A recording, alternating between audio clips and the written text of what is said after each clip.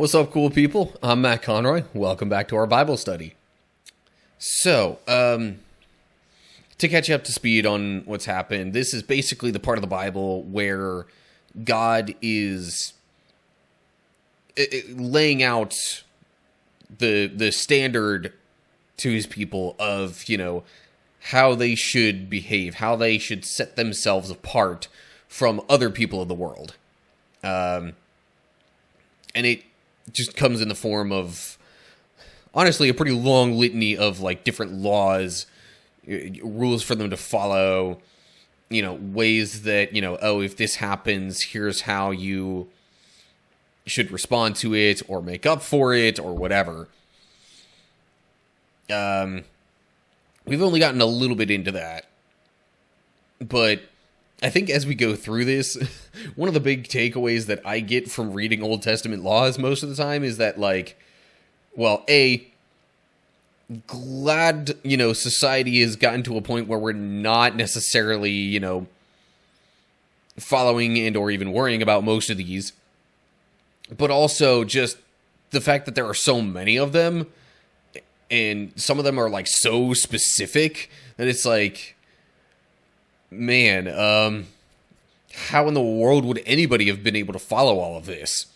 Which just further solidifies the need for Jesus to eventually come and, essentially make up for all the sacrifices that would have been required for us to really be right with God, for us to really, be in a good standing. Because otherwise, there aren't enough animals in the world to sacrifice. Well, maybe there are, but the animal population would be massively diminished if people had actually made all the sacrifices necessary and paid all the prices to fall in line with all these laws that God lays out for them here. And not just in Exodus, but a couple of the following books of the Bible as well. But anyway, enough kind of setting things up. Let's get into this chapter and see what maybe we can learn. See if there's anything that's still relevant to today. See if just kind of the overall maybe expectation, at the very least, of what God had in mind for his people. So anyway, here we go. Exodus 22. If someone steals an ox or sheep and then kills it or sells it, the thief must pay back 5 oxen for each ox stolen and 4 sheep for each sheep stolen. If a thief is caught in the act of breaking into a house and is struck and killed in the process, the person who killed the thief is not guilty of murder. But if it happens in daylight, the one who killed the thief is guilty of murder. Okay, pause for a sec. So, I mean, obviously, stealing something in general is not right. But it's interesting that it doesn't mention, what if they just kind of keep it and or otherwise get away with it? I guess the idea is, they're living in a community such that would be kind of hard to do. To just get away with stealing an animal like that. But I think essentially the idea, even if the animal isn't killed or sold, that, you took something that's not yours, you need to pay back more than what you took so that you know that this isn't right and that it's not worth it. As far as, breaking into a house, it's kind of assumed if someone breaks into a house at night, they definitely have some nefarious purposes. So that, killing a thief is, in that context, is just sort of considered self-defense, for lack of a better way to put it. It's, and I guess the reason for the don't do that when it's daylight out, that idea, I think, kind of, thieves are nowhere near as likely, or at least in those times, they weren't anywhere near as likely to just try and barge into someone's house in the daylight, because you want to not be seen. Why would you go when it's easiest to be seen?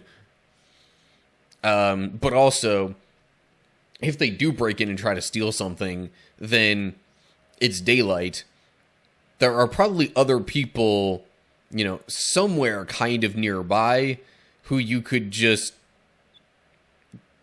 call upon for aid, or to sort of point out, hey, this thing's happening.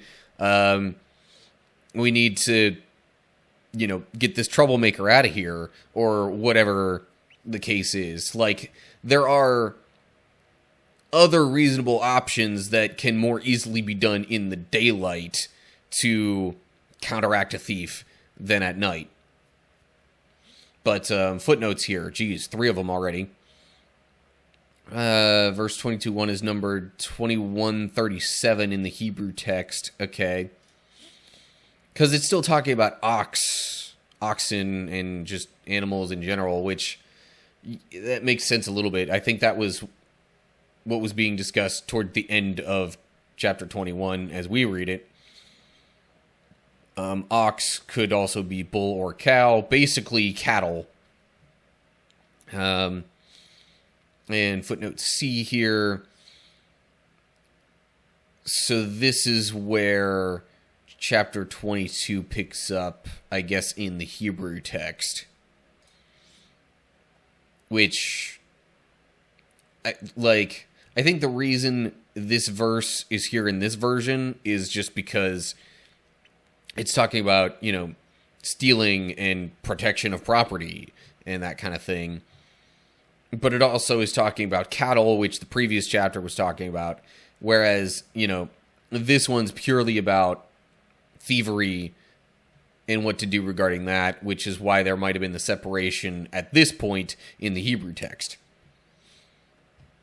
But anyway, let's carry on here. I guess verse 3b and following. I hate when they separate a verse between different chapters, or different paragraphs like that. But anyway, moving on. A thief who is caught must pay in full for everything he stole. If he cannot pay, he must be sold as a slave to pay for his theft. If someone steals an ox or donkey or sheep, and it is found in the thief's possession, then the thief must pay double the value of the stolen animal. Okay, so kind of answering a bit of my question from earlier. If they steal something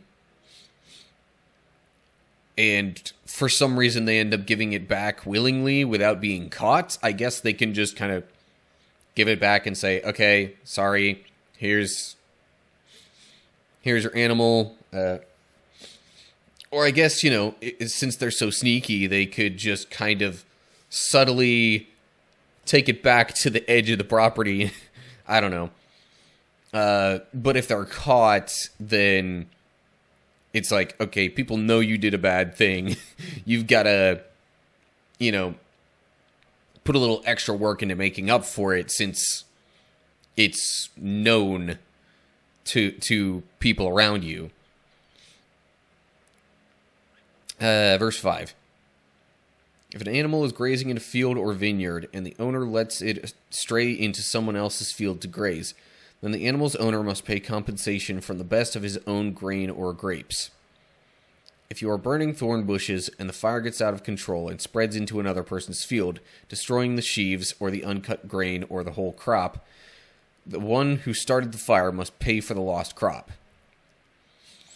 So this just sounds like pretty fair compensation. It's like, well, if you're sort of responsible for someone losing things that they had, then you gotta pay them back for that. You gotta make up for what they've lost and essentially give them an equal value to whatever they lost. Verse 7. Suppose someone leaves money or goods with a neighbor for safekeeping, and they are stolen from the neighbor's house. If the thief is caught, compensation is double the value of what is stolen. But if the thief is not caught, the neighbor must appear before God, who will determine if he stole the property. Because I guess the assumption there would sort of be that, like, the neighbor looks suspicious in this case. If you were the one responsible for, keeping an eye on something, keeping it safe, and suddenly it's missing, I mean, like, you were responsible for it, it's kind of your fault. It may or may not have been stolen, but we need to kind of have someone who could properly make a judgment call on this, because you kind of look suspicious in this scenario as well. You might have just taken it for yourself. So let's have someone who can, arbitrate this discussion and hopefully get to the truth of the matter and figure out, well, if you stole it while you were supposed to be, guarding it, keeping it safe, then, well, you stole it, you now have to pay back. But if you didn't, and it was stolen by somebody else, but we don't know who, then I guess there isn't really much we can do. Or whoever is judging the situation will sort of figure out what should be done about that. Footnote there, or before the judges, yeah. Because the judges were supposed to be representing the rulings of God in the community as it was. Anyway, moving on to verse 9. Suppose there is a dispute between two people who both claim to own a particular ox, donkey, sheep, article of clothing, or any lost property. Both parties must come before God, and the person whom God declares guilty must pay double compensation to the other. Or the person whom the judge is... Yeah. Which, again, that's kind of to be expected given the previous verses. It's like, okay, whoever's found, guilty of taking what rightfully belongs to the other person, well, they're a thief, they gotta pay double. We've established thieves who are caught need to pay double, assuming the animal can be recovered, or property, or whatever it is. Anyway, verse 10. Now suppose someone leaves a donkey, ox, sheep, or any other animal with a neighbor for safekeeping, but it dies or is injured or is taken away, and no one sees what happened. The neighbor must then take an oath in the presence of the Lord. If the Lord confirms that the neighbor did not steal the property, the owner must accept the verdict, and no payment will be required. But if the animal was indeed stolen, the guilty person must pay compensation to the owner. If it was torn to pieces by a wild animal, the remains of the carcass must be shown as evidence, and no compensation will be required. Yeah, so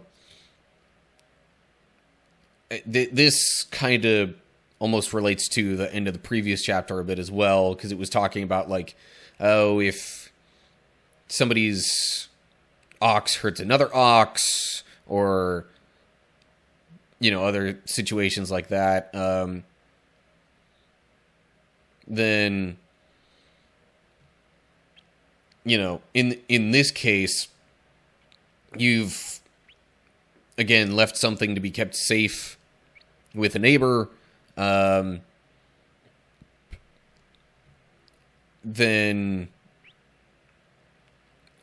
yeah, I mean, this all kind of makes sense. Again, like, if it was actually stolen, then you gotta pay the price for thievery, but it is possible the animal just died by some other means, like a wild animal could have killed it. Or, maybe it was actually sick and just died from whatever illness it had. Anyway, so, like, if the person who was supposed to keep it safe didn't cause the death of the animal or steal it or anything like that, then, I mean, that's not fair to really require them to pay anything back, because it wasn't their fault. Okay. And I'm sure the next couple of verses are also relevant to the same general topic. Verse 14. If someone borrows an animal from a neighbor and it is injured or dies when the owner is absent, the person who borrowed it must pay full compensation.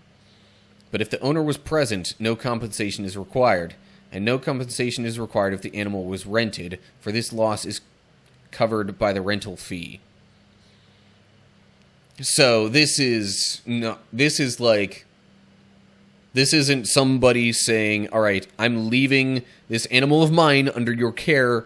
Please watch it while I'm gone. I'm expecting it to, still be available and safe when I get back. It's still mine. You're just watching it to keep it safe. This scenario is somebody borrowing, like, if they just have a particular need for the animal, like an extra ox to help plow the field or whatever, then,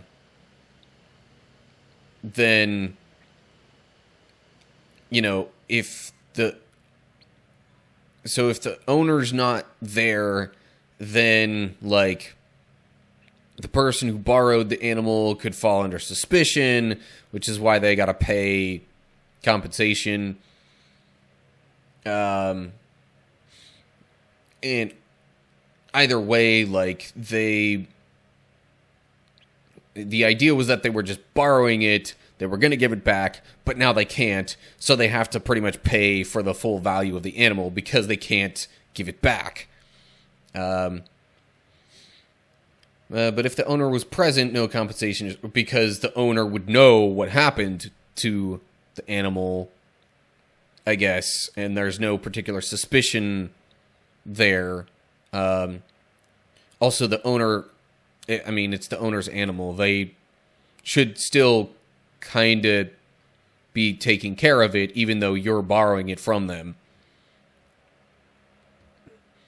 So it's, in a sense, almost their fault in that scenario. And if you're paying a rental fee, then, you've already paid a price for the animal. If it dies, then you've already paid. So why? It's not fair then to make you pay even more just because the animal happened to die while you were borrowing it. Anyway, all right. Moving on to a different little subsection here with verse 16. If a man seduces a virgin who is not engaged to anyone and has sex with her, he must pay the customary bride price and marry her. But if her father refuses to let him marry her, the man must still pay him an amount equal to the bride price of a virgin. So, you see, these kinds of laws are the ones where it's like, they seem kind of archaic to us, at least, in, like, modern Western culture. Because even just the idea of having multiple wives is kind of, I don't know if taboo is quite the right word, but it's looked down upon.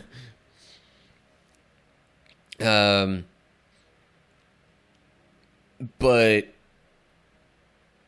it was a different mindset back then. But it's also understandable that, like, the father might not want to marry his daughter off to this man because he already, like, maybe the man just isn't trustworthy, or I don't know. There could be something about the personality of the man in this case that the father might not like. Anyway, and some of these laws are going to be kind of quick hit, sort of random, but if there are any questions related to these, obviously let me know. I'll try to at least explain my thought process on them, but I can't say I'll have like the best answer for every single one. So like verse 18, you must not allow a sorceress to live. I think the idea there is, sorceress would be practicing some sort of, magic of a sort, something that is, outside of God's power or something, or they're not calling upon God to, perform a particular sign or miracle or anything like that. They're trying to use their own knowledge and power, or,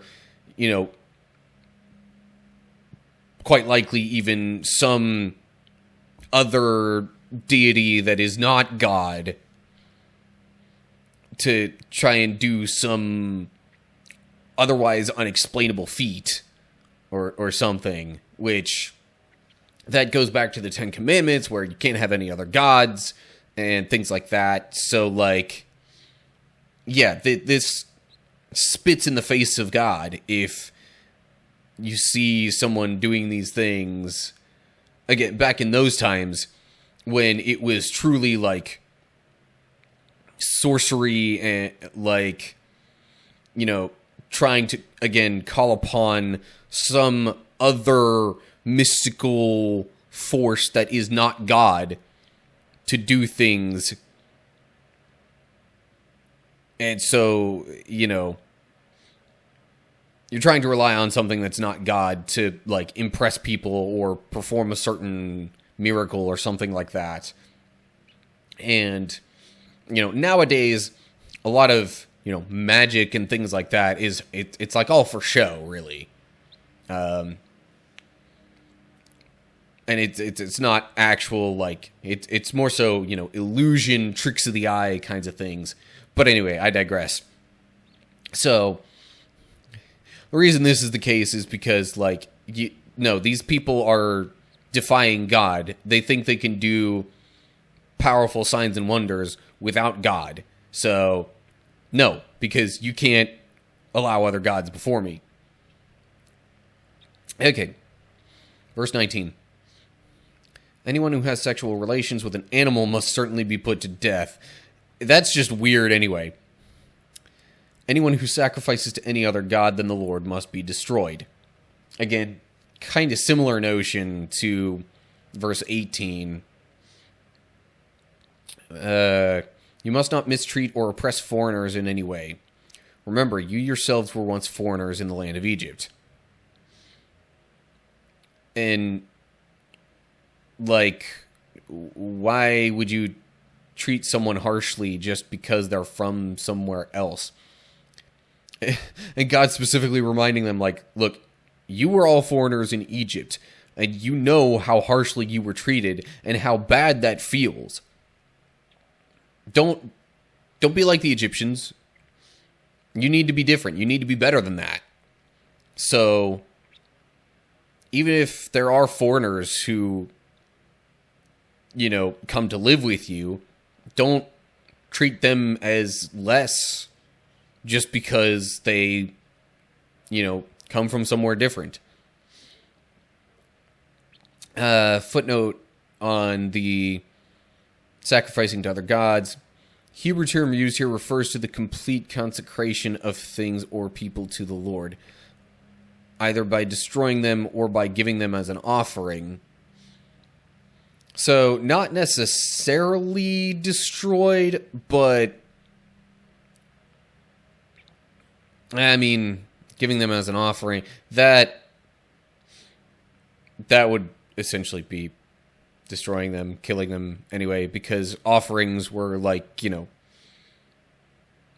for the most part, burned at an altar of some sort. But I think for that one,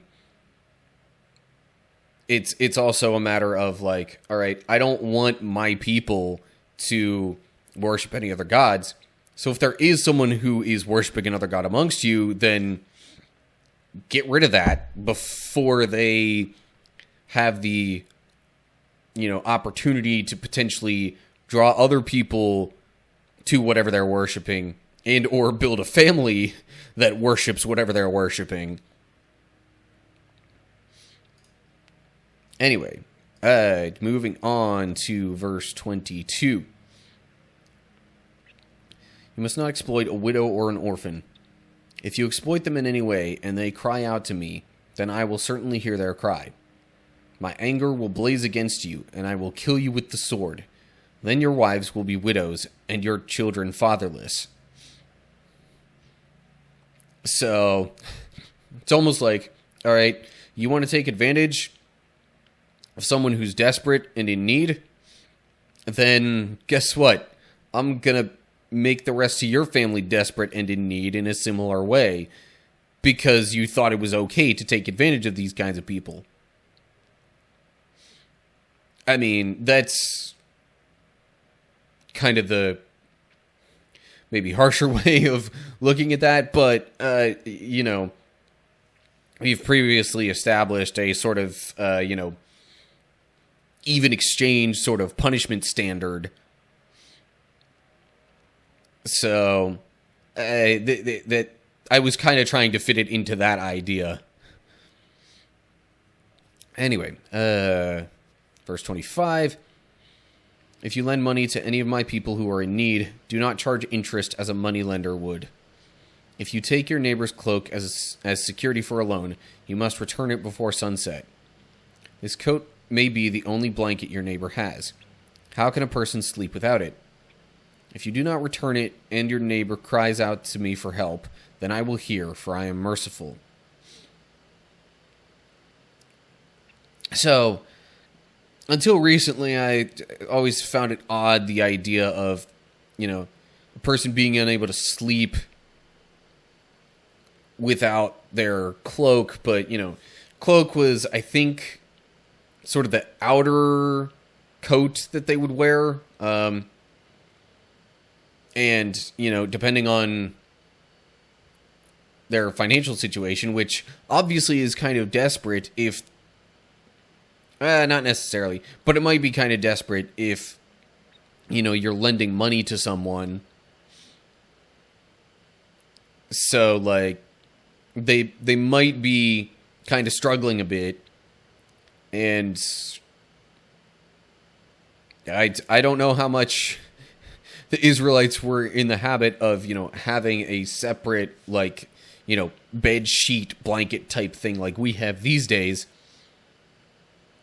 So that might be what they would have used for, a covering. I'm having flashbacks to one day when it got, just really cold around here and the heat wasn't working. I eventually found myself so cold in the middle of the night that I wound up putting a robe on over top of what I was already wearing for the night.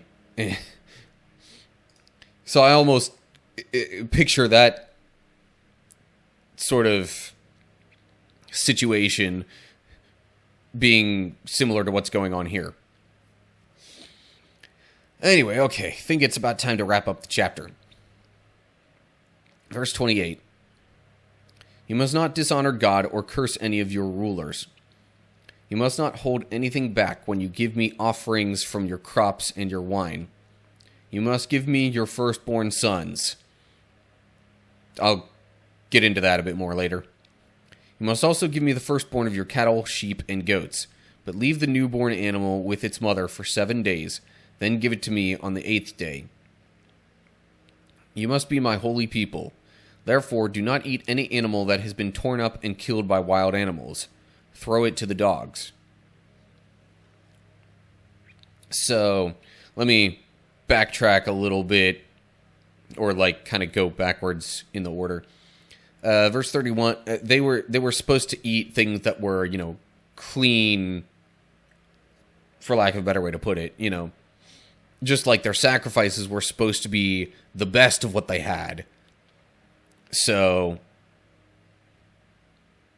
yeah, that's just kind of the idea of having high standards for what you give and consume and things like that. So giving the firstborn, that whole idea was established a few chapters back, when reflecting on the Passover and the fact that God saved their firstborn children, livestock, all of that, when that plague came to Egypt. So, as a reminder of that was kind of why they established the whole giving the firstborn. But in terms of firstborn sons, that was, they were supposed to be redeemed, in a sense, by offering something else to replace them. Because, while you want the reminder of the sons being spared, you don't want to just up and kill your sons. No. So, animal or some sort of payment was exchanged for that, generally speaking. And, verse 28, dishonoring God or cursing any rulers, the rulers of the Israelites would have been established by God, especially at this time. So, yeah, that would essentially be disrespecting God for claiming he has poor judgment of rulers or something like that. And in terms of dishonoring God, God is setting them up to be separate from the rest of the world, to be, better than, or, have a higher standard, because the idea is to bring him honor through their actions and how they live. So, if they're dishonoring God, they're just working against that. And so, while there's no particular punishment laid out for this here, the general idea, at least, is this is a bad thing. You're supposed to be honoring God through your actions and following these rules. Why would you just counteract that? Why would you want to why would you want to give a bad impression of the God that we serve, who we know is mighty and has saved us from many trials? So, anyway, that wraps up my immediate thoughts on chapter 22. Okay, so that's going to do it for Exodus 22. More laws, for the most part. But, bare minimum, my takeaway ends up being that, yeah, there was a lot of stuff that God's people were expected to do, so no wonder they needed Jesus to come along. No wonder we need Jesus to come along, if that's the standard. But anyway, that's going to do it for now. So, as always, like and share if you enjoyed the video, subscribe and click the bell to get updates when I post new ones. Look down in the description for info on other social media pages, and leave comments down below all that with any thoughts you have. So that's it. Hope you're all doing well. Hopefully I'll see you for the next one. But until then, stay cool, people.